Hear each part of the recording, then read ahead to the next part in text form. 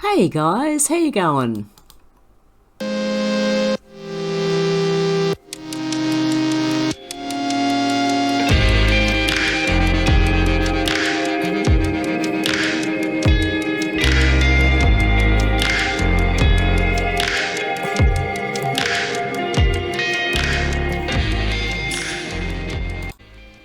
Hey guys, you worried about the effects of 5G radiation? Well, let me introduce you to the affiliate of this video. They're called EMF Harmonized, and they filter out the harmful RF waves that actually damage our DNA. Kids are also more susceptible to the RF waves than adults are, and what they do is EMFs clump together red blood cells and cause lots of problems. This technology prevents that. And as you can see, they have products for your phone, your tablet and your computer, as well as your body. You can actually buy these for your body.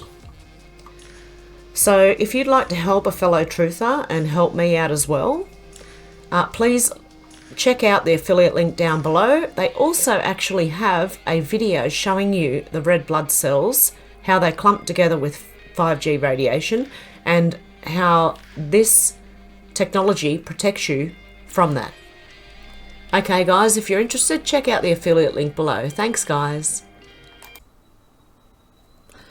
Hey guys, before I start, I'd like to thank James and a God believer who also likes the number 17, which is good. Thank you so much guys. Thank you to all my PayPals and Patreons. In Patreon, there's not much going on at the moment. I'm very, very sorry. I am reading your messages. Same as emails, Facebook, Twitter. I'm sorry guys. I know people are sending me messages all over the place and I can't respond. I just don't have the time, and half the time I'm sick anyway, and yeah, a bit. That's where I've been for the last 4 days. I have been very unwell. I thought I was going to end up in emergency, but I managed not to. Only because I've been there before and they never do anything. Well, they give me painkillers and they give me morphine, which makes me very, very sick. So on top of having stomach pain, I end up dry reaching, vomiting until I'm dry reaching, and it still doesn't stop. It keeps going, and then all my stomach muscles cramp up and they make me worse. Going to hospital makes me worse. So I do try to wallow in my own pain and get over it as much as I can. So that's what I've been doing since Friday night it started, and my Saturday, Sunday, Monday were all, yeah, just a wipeout pretty much, guys. Oh, and Tuesday as well, because it's Wednesday here in Australia now. Okay, let's get into some of this stuff. Well, Daniel Andrews has been busted. He listed a venue where a cluster from COVID came from, and the venue, it's an Asian cafe and bar. Okay. 2020 has been closed since 2020. So there you go. Confirmation from the restaurant themselves that they have been closed. So the address that he gave, 426 Sydney Road, he said on February 6th that it had 38 guests and someone positive was there, and so he shut Victoria down again. Well, isn't that interesting? Because it looks like the business was not even operating. So you make of that what you will. Okay, let's get into the rest of these.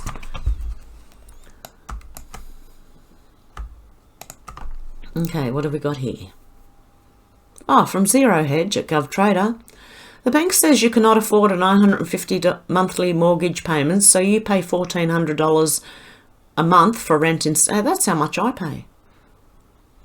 $1,400 a month for rent instead. And I'm on a benefit, so I get $2,000 a month, and $1,400 of that goes on rent, and I'm sinking. I'm literally sinking. But anyway, enough of that. So I'll get over it. I'll work something out somewhere. Also, if you haven't noticed, I think this channel has been monetized. Sorry guys, but I need to do it. I really have to right now. I need all the help I can get. So I do apologize, but there you go. From Donald Trump Jr. at Donald Trump Jr. Oh my God, another miner making credible allegations of harassment by Lincoln Project founder. Imagine how many more there are. RT if you want to know when John Weaver's co-founders first knew about it and how long they continued their grift afterwards. So this is about to get very interesting. From Brian Schwartz at Schwartz-B CNBC. Scoop, Lincoln Project founder Reed Gallen ran a little-known dark money group called Pr0ject Yellowstone, while he was also making millions off the super PAC. Pr0ject Yellowstone gave a boost of business to many of the same vendors LP worked with, the Lincoln Project. Let's see what this says. I know it's mainstream, but I'm just going to have a little look. As co-founders of the Lincoln Project were making millions off the super PAC they ran, one of them, Reed Gallen, quietly launched a little-known dark money organisation that may have enriched him and his allies even further. The group Pr0ject Yellowstone filed a 990 disclosure to the Internal Revenue Service that lists Gallen as the principal officer with a Park City, Utah address. Gallen's consulting firm, Summit Strategic Communications, is based out of the same city in Utah, according to his LinkedIn account. The group's website says it's a 501c4 that was created to educate voters on how to vote in person or by mail. Documents show that Gallen's Lincoln Project and Pr0ject Yellowstone were directly linked. Although this partnership is not illegal, the arrangement could have allowed behind-the-scenes payments to firms with ties to the Super PAC's leadership or other vendors that often did work with the Lincoln Project. The Lincoln Project has already come under scrutiny for paying vendors with ties to the committee's leadership, including millions to a firm founded by Gallen himself. There are also questions about which subcontractors the Lincoln Project paid that might not have been publicly disclosed. Still, since there are very few IRS documents available on Pr0ject Yellowstone, that non-profit can go for at least the next year without publicly producing information on how much it raised, its donors, and which vendors it paid.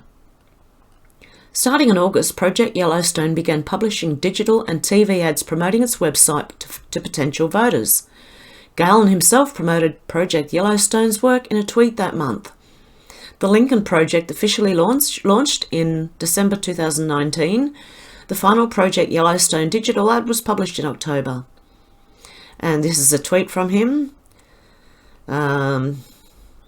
Eric Dobson, a co-executive director of Pr0ject Yellowstone, says on her LinkedIn page that it is a partner organisation of the Lincoln Project. Gallen is not listed anywhere on the group's website.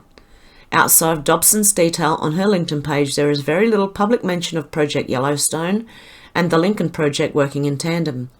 Gallen did not return requests for comments, neither did a Lincoln Project spokesperson or representatives of Pr0ject Yellowstone. The discovery of Pr0ject Yellowstone and its connection to the Lincoln Projects comes as the Super PAC not only faces scrutiny for its financial dealings, but its co-founder John Weaver faces accusations of misconduct in a manner. In this manner. I'm hoping you can see that. I don't want to say it. Okay.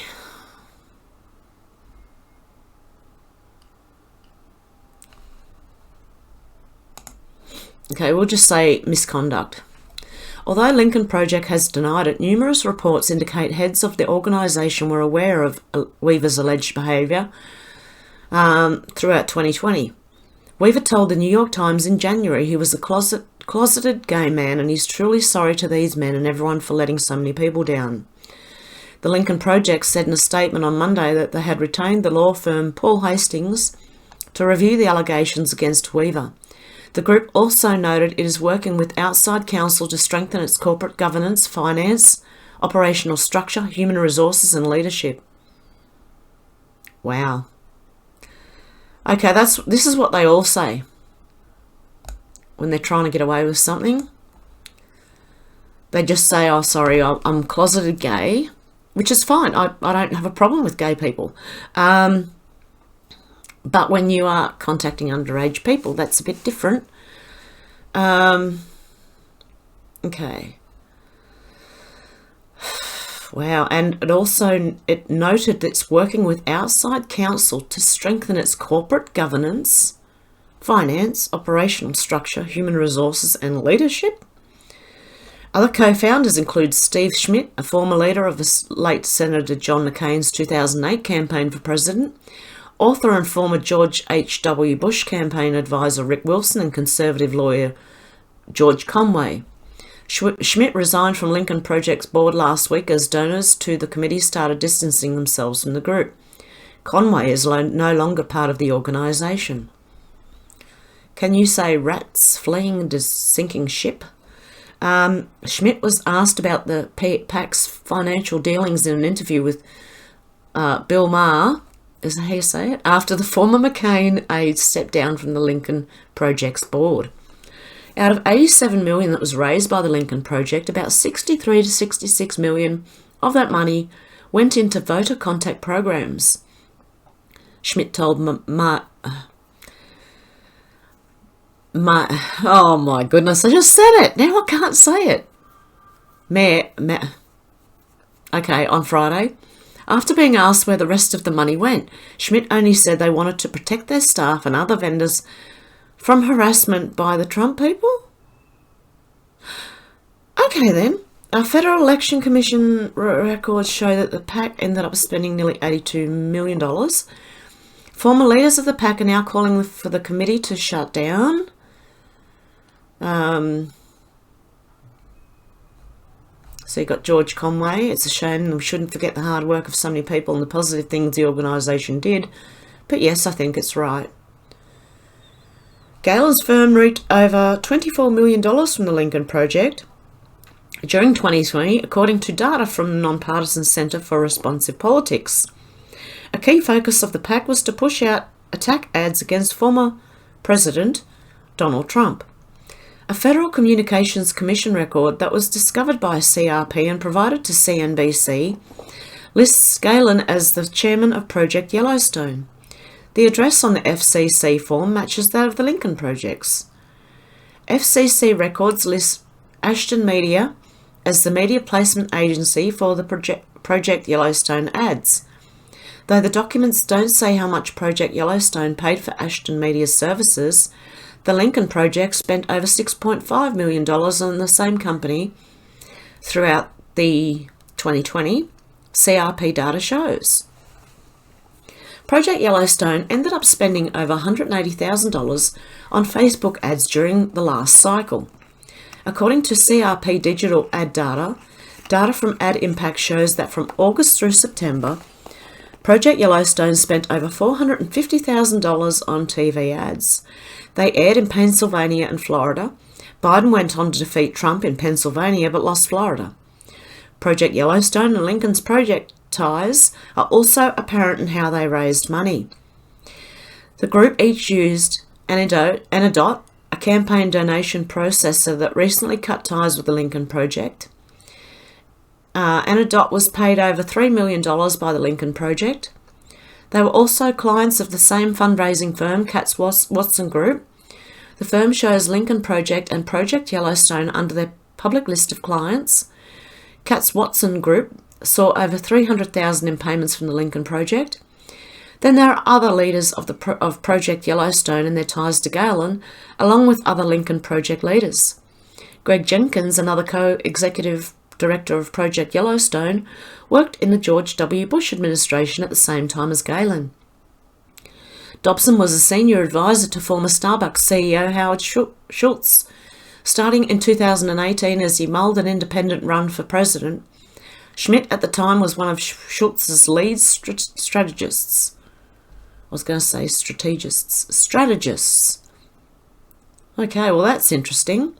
For a mainstream news article, it's more than I would have expected. And also, I don't know if that last article is leaving anything out, but here from the Free Beacon, Paul Hastings, the law firm conducting a review of the Lincoln Project, could be hard-pressed to deliver a credible result since several of its partners have donated to scandal-plagued liberal super PAC. And here I think it's pretty much the same story again, except this one is from a different site.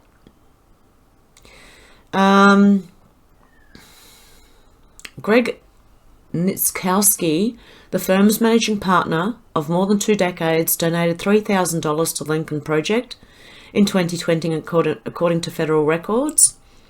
Eleanor Backer, who chairs the firm's employment law department, has donated almost $2,000 to the Lincoln Project. According to her bio on the Paul Hastings website, Backer is considered a go-to employment lawyer for many large employers with high-profile disputes involving high-level executives and contentious high-stakes litigation. She has won praise for her aggressive approach to defending clients against claims of sex discrimination and retaliation. Okay, the Lincoln Project could soon require the services of an attorney with Barker's skill set. The group's only female co-founder, Jennifer Holmes, instructed the group via her lawyer to retain documents in anticipation of a lawsuit. Horn, who resigned from the group on February 5th, has made allegations of abusive and demeaning treatment by Lincoln Project executives. 3 other Paul Hastings partners have donated money to the Lincoln Project. Sam Alavi, whose clients include the Qatar Investment Authority. Joseph Profesa, who's defended Chinese firms against allegations of intellectual property theft from US competitors. And Steve Marenberg, who previously represented Donald Trump and NBC Universal in a copyright case involving The Apprentice. The Lincoln Project announced on Monday that it has retained Paul Hastings for the purpose of conducting an internal investigation. We are committed to creating a positive, diverse and inclusive workplace environment at the Lincoln Project, and inappropriate behaviour by anyone associated with the organisation will not be tolerated under any circumstances, the group said in a statement. The move was seen by many as a last-ditch effort to placate nervous donors and media outlets whose fawning coverage of the Lincoln Project fuels its rise to become one of the most well-funded super PACs of this cycle that's just passed. The group has been racked by scandal since mid-January when dozens of young men accused co-founder John Weaver of engaging in inappropriate behaviour.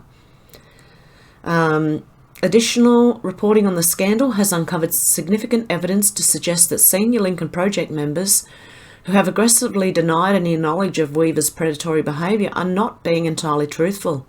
The group has also failed to satisfy the demands of 6 former Lincoln Project employees and associates who have demanded to be released from all non-disclosure agreements in order to speak openly about their experiences. The announcement of the internal review by Paul Hastings included an oddly worded passage releasing staff and former staff from the confidentiality provisions in their employment agreements to discuss their workplace environment. In a statement, the group of former employees and associates slammed the gesture as insufficient and coyly narrowed to give the appearance of transparency while still barring them from discussing the Weaver scandal. As an organisation with dozens of contractors, subcontractors, informal advisors and other associates, this statement is unclear and seems intentionally narrowed to only include talking about workplace environment, the former employees said. This statement is designed to appear to be honest and forthright while still keeping staff silent about the John Weaver situation on a technicality. This is the exact sort of behaviour many of us joined the Lincoln Project to fight back against.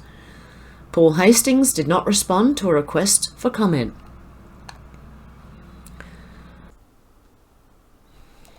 Okay, from James Hirsch at the Jim Jams.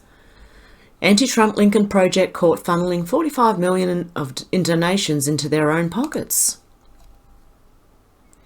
Isn't this interesting? So here's another story from yet another different site. The dust hasn't even settled on the news that one of their founders is a bit of a deviant. A bit of a deviant? A lot of it. Oh, kitty cat, kitty cat. Sorry, I do need to correct that. Not a bit of a deviant. He is a deviant. Now the Lincoln Project is under intense scrutiny after records review revealed that the group funneled millions of their donations into company owned by its founders. Okay, I've pretty much read that.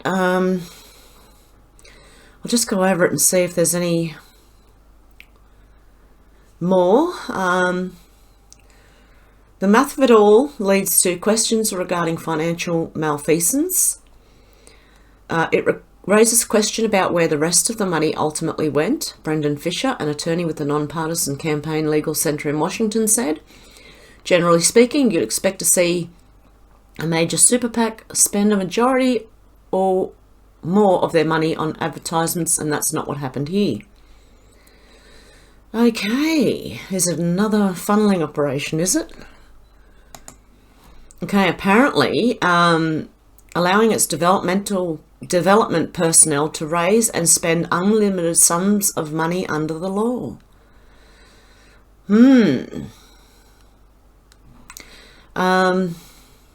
Its founders include Steve Schmidt and Reed Galen, who both served as administrator. Yep.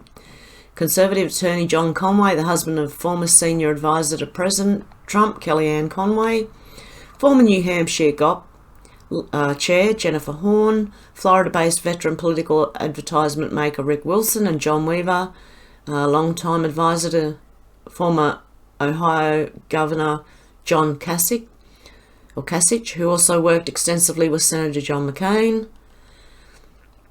We fully comply with the law. The Lincoln Project will be delighted to open its books for audit immediately after the Trump campaign and all affiliated super PACs do so, Schmidt said, deflecting to point the same unfounded finger of conspiracy at the Trump campaign as they did during the election cycle. What do you think?